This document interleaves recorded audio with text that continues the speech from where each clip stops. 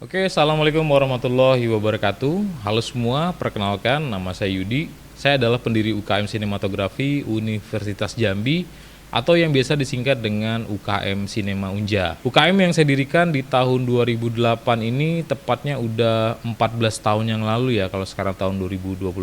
Nah, kegiatan saya sehari-hari saat ini adalah lebih banyak berbisnis. Bisnis yang baru saya geluti adalah kegiatan ekspor. Kalian boleh intip-intip kegiatannya di channel Jambi Export Center.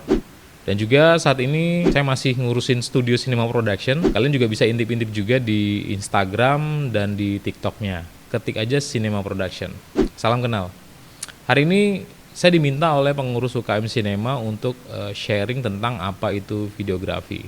Videografi. Apa bedanya dengan sinematografi? Lalu kenapa nama UKM ini tidak diberi nama dengan nama UKM videografi, tapi malah sinematografi? Videografi itu merupakan sebuah media yang digunakan untuk merekam kejadian atau momen yang kemudian akan dirangkum ke dalam satu gambar maupun suara. Oke, catat alatnya ya berarti. Kemudian hasilnya bisa kita nikmati dengan lebih menarik jika diedit dengan beberapa penambahan suara atau efek melalui aplikasi edit video.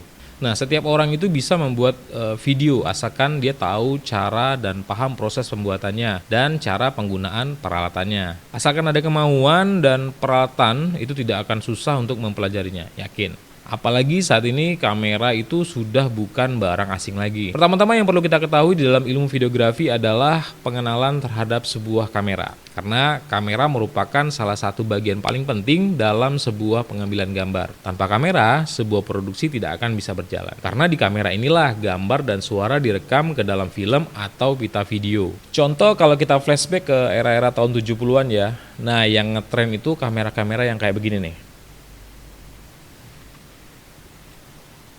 Ada berbagai macam jenis kamera yang beredar untuk sampai di tahun 2022 ini.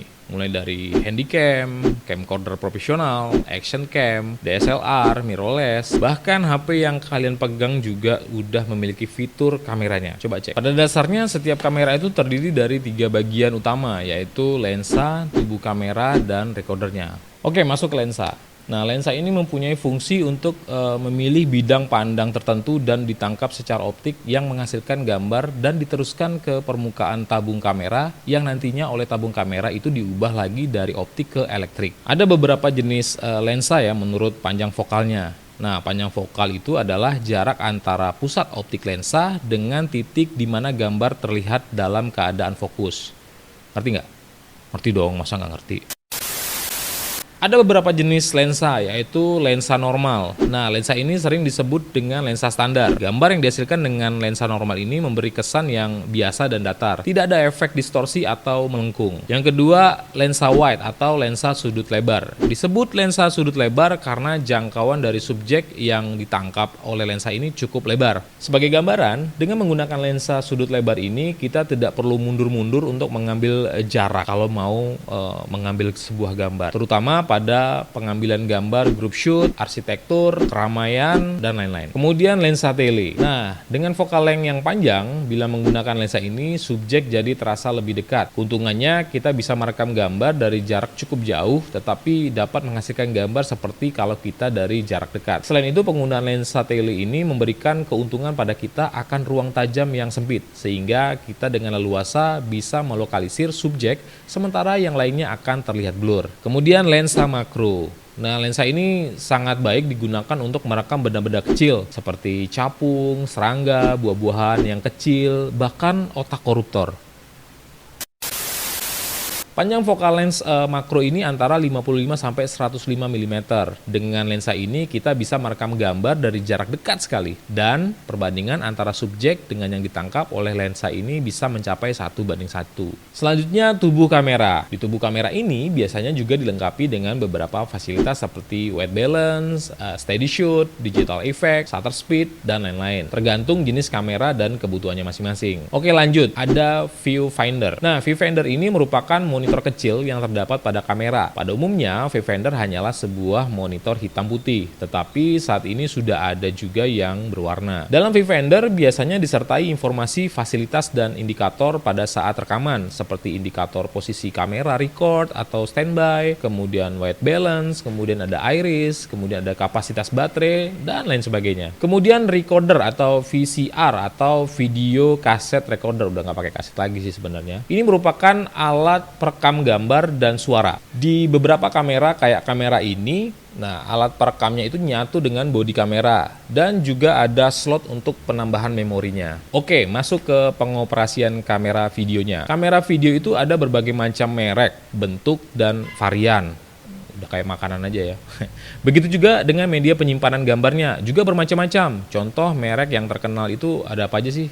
Kayak Sony, Panasonic, Philips, GVC, dan lain-lain. Nah, dari berbagai merek tersebut, masing-masing mempunyai beragam varian dan bentuk. Mulai dari kamera amatir, kamera semi-profesional, kamera profesional, itu media penyimpanan gambarnya pun bermacam-macam. Seperti ada Betacam, DVCam, DVC Pro, Mini DV, maupun berbentuk card atau memori yang seperti kalian lihat saat ini. Nah, kayak Betacam, DVCam, DV Pro, Mini DV itu udah sangat jarang banget kalian temui. Kalaupun nemu, ya kebanyakan para videografer kekinian itu bakal bilang itu adalah fosil.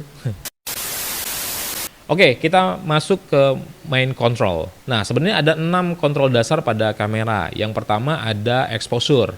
Nah, exposure itu secara sederhana dapat kita artikan sebagai pencahayaan kamera. Nah, exposure itu terdiri dari 4 bagian. Ada aperture, shutter speed, kemudian ada neutral density, dan ISO. Nah, yang kedua ada filter color atau berfungsi untuk mengubah dan mencocokkan cahaya yang masuk ke dalam kamera.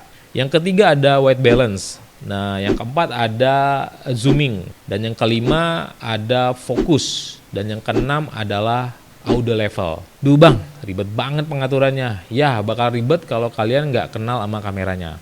Oke, sekarang gini deh. Coba perhatikan kamera pada HP kalian. Perhatikan bener-bener, tapi kalau ngerasa HP kalian adalah HP kentang, nggak usah diseriusin. Perhatikan mode-mode pengaturan manual pada kamera HP kalian. Kalau ada, kalian bakal nemuin settingan speed, ISO, aperture, bahkan white balance. Cuma jarang kalian pakai aja kali ya, lebih praktis pakai auto kan. Nah, kalau kalian paham dengan pengaturan manual, dijamin hasil rekaman video kalian bakal lebih bagus ketimbang kalau kalian menggunakan mode auto. Bukan cuma untuk videografi ya, fotografi pun demikian, setting manual. Oke, segitu dulu ceritanya hari ini. Sebenarnya ini channel fokusnya buat ngebahas soal airsoft sih. Kalian tahu airsoft nggak? Nah, kalau kalian pengen tahu banyak soal airsoft, silakan tonton video-video saya yang sebelumnya. Semoga menambah wawasan. Oke, sekian dulu videonya. Assalamualaikum warahmatullahi wabarakatuh.